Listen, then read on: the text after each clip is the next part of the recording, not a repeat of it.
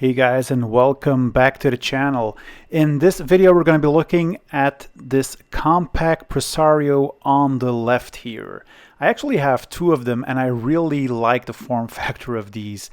Now the Compaq Presario we're going to be talking about here is this 4540, and this one actually came with a whole lot of other computers that I picked up from a really nice guy called Roger, so I'm going to give a huge shout out to him. Now, Roger is part of the computer club Monitor Neil, which is a computer club taking place in the city of Neil, close to a place called Hellhole, according to Google Maps, and in the province of Antwerp, a couple of miles away from the city of Antwerp. Now, Roger runs the GNU Linux workgroup, where he helps to promote the Linux operating system within the club. And being part of a computer club myself, I really like, these old traditions of, meeting people offline, getting a beer, talking to some like-minded people. Here you can see their club magazine. So yeah, I really appreciate that kind of old computer club vibe instead of always going online. But yeah, Roger was kind enough to donate lots of computers to the channel so that I can have the opportunity to review them. I already reviewed a couple of them in previous videos. For example, you might recognize the 386 clone PC, the 486 DX4100, and now we are up to the Compaq Presarios that you see here. So this is going to be a cool video, I think. We're going to be looking at the Compaq Presario 4540. So let's get started by looking at this beauty here. I actually have two of them, so I'm going to do another video on the one on the right, which is this Compaq Presario 5441. But focus of this video now is the 4540.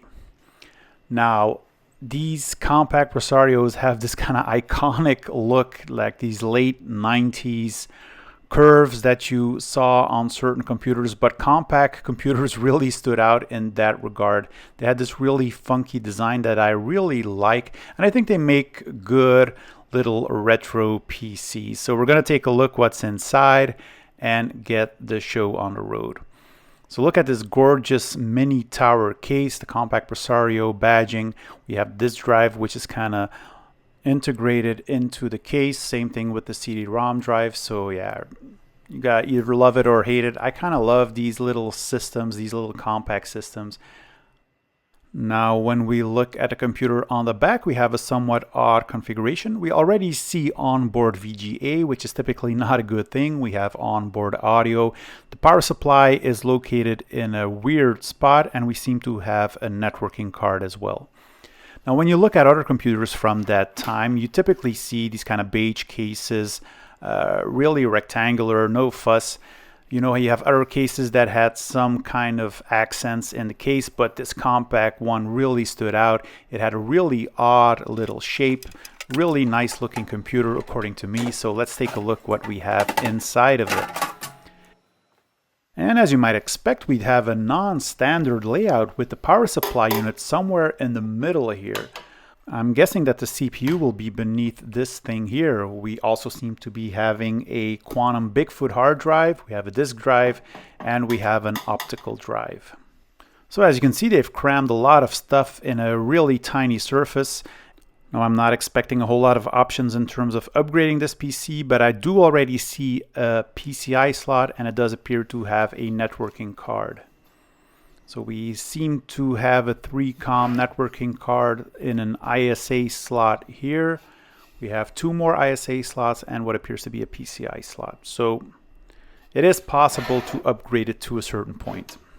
But first I wanted to see if the computer would still start. So I just hooked it up to a monitor, hooked up a keyboard and a mouse, and I turned on the computer. I could see the VGA BIOS, I could see the Compaq logo flashing by, so we were off to a good start.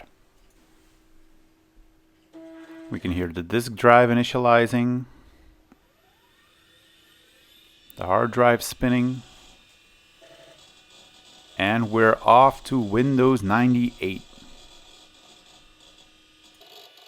Now it's always nice to see and hear one of those Quantum Fireball 5.25-inch hard drives. We're going to be looking at it in some more detail later on.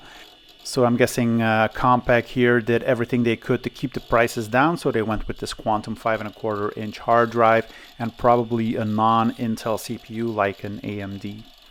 But we're going to check that out later on. And after a while, we are booting into the Windows 98 desktop, and we can hear that beautiful Windows 98 startup sound together with the welcome screen. Now I'm guessing this machine has been reinstalled with a clean Windows 98 at some point, as I was expecting a little bit more Compaq branding here. But the first thing we're going to do is remove the expansion card, the one expansion card in the system, and this is a 3COM Etherlink 3C509B, so fairly good ISA networking card. To get to the motherboard, we need to remove this kind of side panel here, which kind of opens like this. So as you can see, we have a lot of integrated stuff on the motherboard. There's this little cable here that we need to disconnect, which routes to some of the buttons on the front top of the case. Obviously, we have some IDE cables and power cables attached still, but after removing those, we can have a look at the motherboard. So we can already see VGA, serial, parallel, USB, PS2 keyboard and mouse, joystick, and audio ports. So yeah, non-standard layout. We do have some expansion ports here we'll be looking at, but I first wanted to take a look at what is underneath this heatsink. So let's take it off and see what kind of CPU we have in here.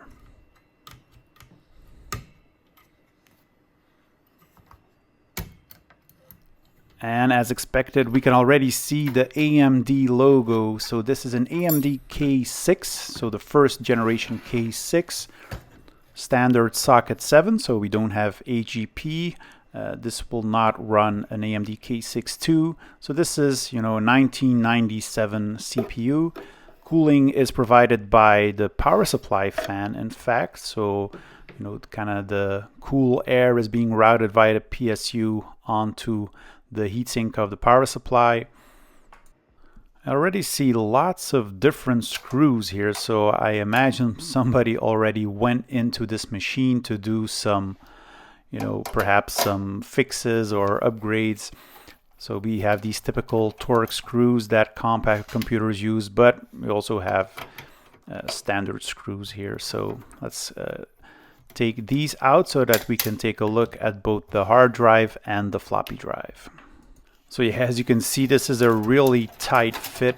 I mean, given the size of this case, it would have been better probably to go with the 3.5-inch hard drive, standard format, instead of this, huge 5.25-inch format that these Quantum BIGFoots are known for. I think this is kind of the only modern brand of hard drives that came up with this 5.25-inch form factor. So yeah, getting the IDE cable and the power cable out took a little bit of fiddling, but after that was done, we can just slide the hard drive right on out. So it has this little harness here that just slides in and out of the case.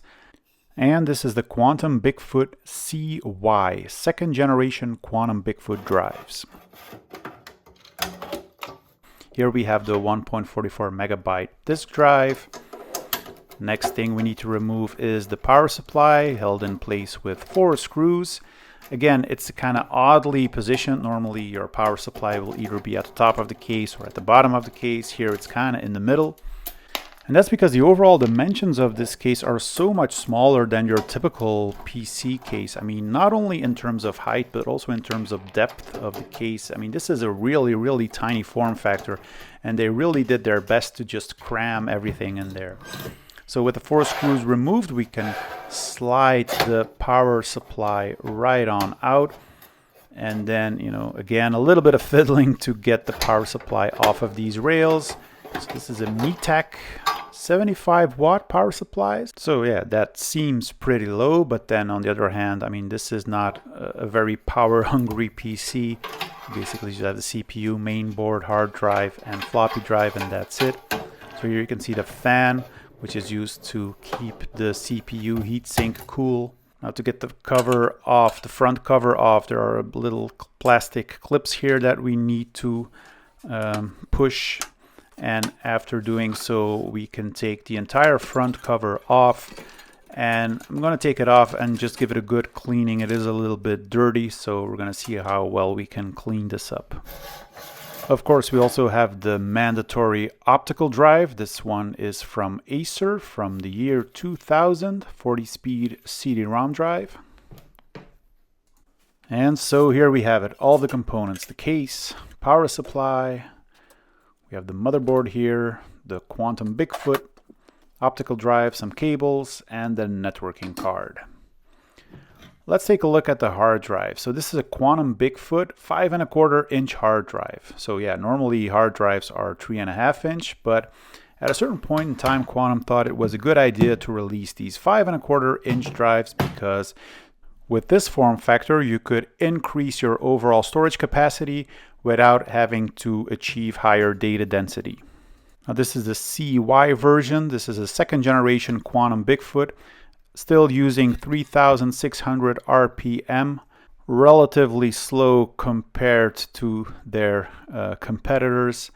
But yeah, this is obviously a budget component. That's why it found its way into these kind of OEM systems. But I have the impression that there are lots of retro computer enthusiasts that have fond feelings about these Quantum BIGFoots.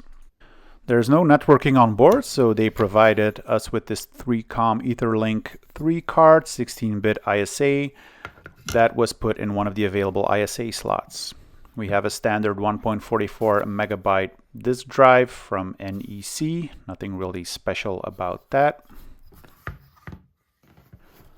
40-speed optical drive from Acer, again, nothing special, just your standard IDE CD-ROM drive, manufactured in January of 2000. So let's take a look at the motherboard. We've got a Compaq sticker here with a Compaq part number and identifying itself as a 233 MMX. Motherboard seems to call itself the PWA Titan R Mother BD motherboard, but I couldn't find a lot of information about it online. Not really sure what form factor this is. It kind of resembles ATX, but some of the parts are in different positions. This motherboard does come with a standard AT power supply, so this is no ATX power supply support on this motherboard. It uses an Intel chipset, the 430VX, which was kind of a budget chipset from Intel. We have onboard IDE and floppy controller. We have integrated video with this S33064V2DX. We also have 2 megabytes of video memory next to the S3 chip. We have one SIM module here, 32 megabytes. And what's interesting is that there is 16 megabytes of memory already on board. So there is integrated memory on this motherboard. So this is a 32 megabyte upgrade, bumping the total memory to 48 megabytes. We also have a level 2 cache on module here. So this will provide the system with 256 kilobytes of level 2 pipeline burst cache. So that was very popular back in the day to have these things on these kind of modules that would plug in. So here we have an official Compaq part. And next up we have the CPU, which is the AMD K6. Now this is the K6 233 ANR, so this is a 6th generation x86 CPU from AMD, clocked at 233 megahertz. It was based on an next-gen design. It kind of pitched it as a low-cost alternative to the Pentium 2, actually, which was also a 6th generation CPU. However, not needing to move to a new motherboard and a slot 1 architecture, you could kind of use this CPU on your old socket 7 motherboard, and it would definitely give you a good performance boost. It actually competed more with 5th generation x86 Intel Pentium MMX CPUs and also to some degree the Intel Pentium Pro. It was launched in April of 1997, introduced at a clock speed of 166 MHz, but this 233 MHz was introduced a couple of months later. Now, non-Intel CPU vendors like AMD and Cyrix often use these PR or PR2 ratings instead of the actual clock speeds to kind of compare them against the Intel counterparts. However, with this K6 233, it kind of dropped the PR2 rating, so this means that we're talking about real clock speed, 233 MHz.